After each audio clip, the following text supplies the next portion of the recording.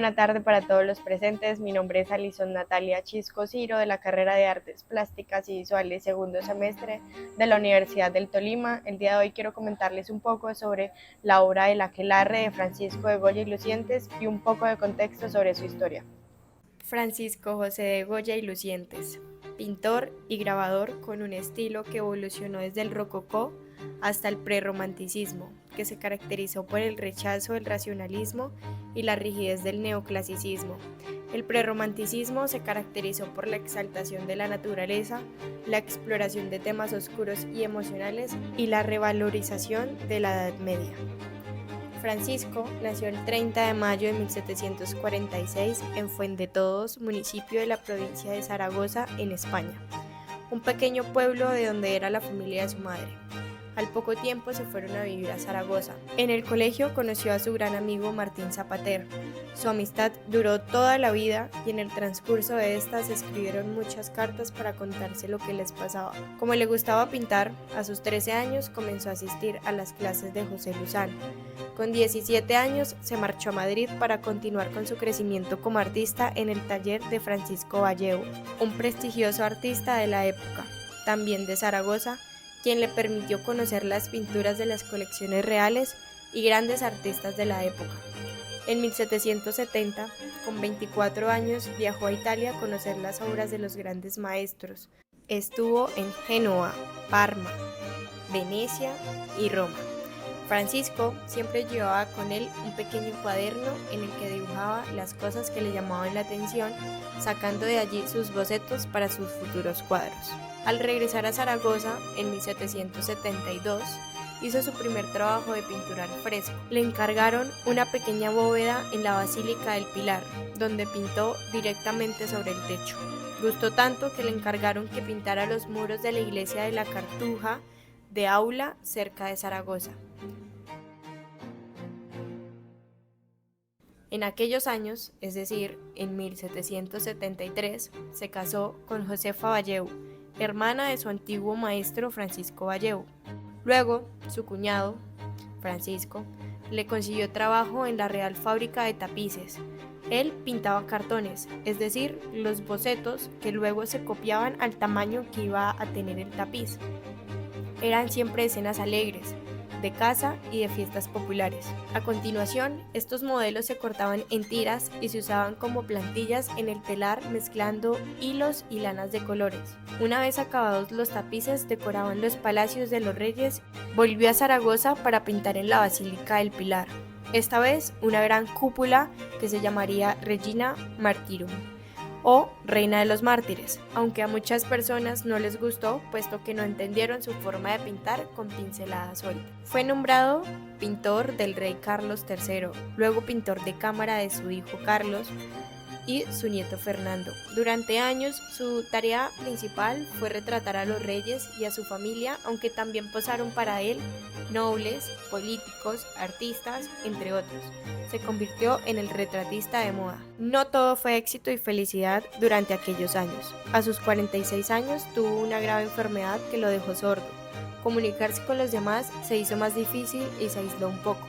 Empezó a pintar para él mismo, cambiando sus obras hacia temas más oscuros e introspectivos. A continuación les presentaré un breve resumen de su evolución a lo largo de su extensa carrera. Iniciaré con la etapa de formación, que va desde el año 1763 hasta 1775, donde tuvo gran influencia el barroco tardío.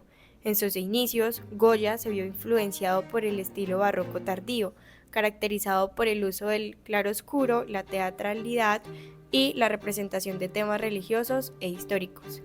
Entre estas obras destacadas encontramos El sacrificio de Ifigenia, del año 1775. La escena está llena de dramatismo, tensión, con la figura de Ifigenia en el centro de la composición y las figuras de los griegos a su alrededor. Continuamos con la adoración del nombre de Dios Padre, 1772. Esta obra, pintada para la Basílica del Pilar de Zaragoza, es un ejemplo del estilo barroco religioso de Goya, La composición grandiosa, el uso del color dorado y la representación de figuras celestiales son elementos típicos de este estilo. Retomaremos en la etapa madrileña, que va desde el año 1776 hasta 1792, donde hizo una transición al rococó. Tras mudarse a Madrid, Goya se familiarizó con el estilo rococó, caracterizado por su elegancia, delicadeza y la representación de temas costumbristas. Como obra destacada tenemos El Columpio, de 1779, La Maja Desnuda, de 1795 a 1800. Pero también encontramos retratos. Goya se convirtió en un reconocido retratista de la corte española, capturando la esencia de la aristocracia y la burguesía de la época. Entre estos encontramos La Dama del Abanico, Retrato de Isabel Porcelana, La Duquesa de Alba de Blanco, entre otros. Ahora continuaremos con la etapa de madurez, que va desde el año 1792 a 1808, donde vemos una gran influencia del neoclasicismo. Goya se ve influenciado por el neoclasicismo, caracterizado por la búsqueda de la idealización, el orden y la razón. Entre las obras destacadas encontramos El 3 de mayo de 1814, La familia de Carlos IV. Y con ello damos inicio a la etapa final, que va desde el año 1808 hasta el año 1828, que se caracterizó por la oscuridad y pesimismo. Tras la invasión francesa de España en 1808, Goya experimentó una profunda crisis personal y artística. Su obra se tornó oscura, pesimista y llena de simbolismo. Entre sus obras destacadas encontraremos Los Caprichos, de 1799, Los desastres de la guerra, de 1810 a 1820, y Pinturas negras, de 1819 a 1820. Los Caprichos es una serie de 80 grabados que representa una sátira de la sociedad española de finales del siglo XVIII, sobre todo de la nobleza y del clero. En la primera mitad presentó los grabados más realistas y satíricos, criticando desde la razón el comportamiento de sus congéneres. En la segunda parte abandonó la racionalidad y representó grabados fantásticos, donde mostró visiones delirantes de seres extraños. Entre estos logramos encontrar El sueño de la razón produce monstruos, grabado número 43.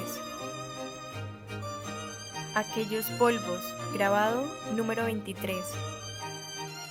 Bien tirada está, grabado número 17. Mira qué graves, grabado número 63.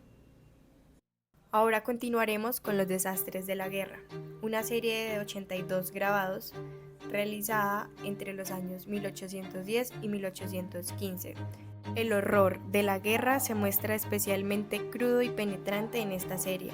Las estampas detallan la crueldad cometida en la Guerra de la Independencia Española. Entre estos logramos encontrar Por una navaja, grabado número 34. Lo mismo, grabado número 3. Esto es lo peor, grabado número 78. Posteriormente hablaremos de Pinturas negras, de 1819 a 1823. Es el nombre que recibe una serie de 14 obras murales pintadas con la técnica de óleo al seco, paredes recubiertas de yeso. Las creó como decoración de los muros de su casa, llamada la Quinta del Sordo, justo después de haberse aislado puesto a su enfermedad. Estos murales fueron trasladados al lienzo a partir de 1874 y actualmente se conservan en el Museo Prado de Madrid, entre otros. En esta gran serie encontramos a Saturno devorando a su hijo, dos mujeres y un hombre, dos viejos comiendo sopa.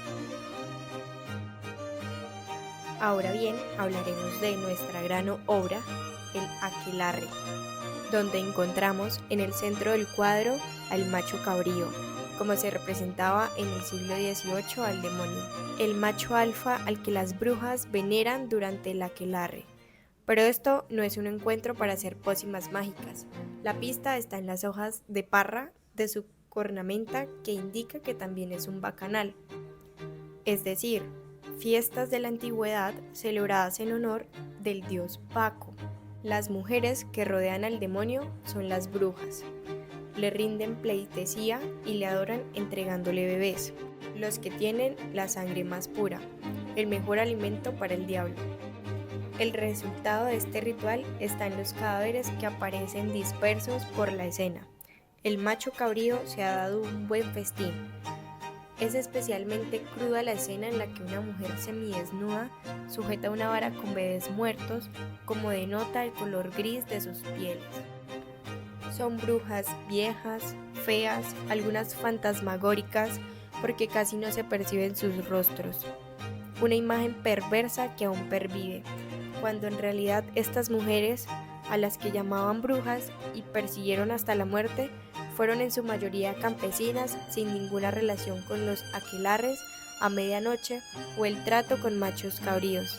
El aquelarre se produce de noche, bajo la luna. En el cielo, Goya pinta murciélagos para ahondar en lo tenebroso y terrorífico de este ritual. Pinta la escena en un lugar apartado, parece el campo, alejado de las ciudades, donde se suponía que las brujas hacían este tipo de rituales, con unos trazos muy ligeros propios de los paisajes del pintor. Goya mezcla en esta crítica social la superstición y la religiosidad popular con el cristianismo. El niño es un ser con un alma pura que se entrega como un amuleto. Finalmente, Goya fallece el 16 de abril de 1828, luego de haber estado delicado de salud, no solo por su proceso tumoral, que se le había diagnosticado tiempo atrás, sino a causa de una reciente caída por las escaleras que le obligó a guardar cama, postración de la que ya no se recuperaría.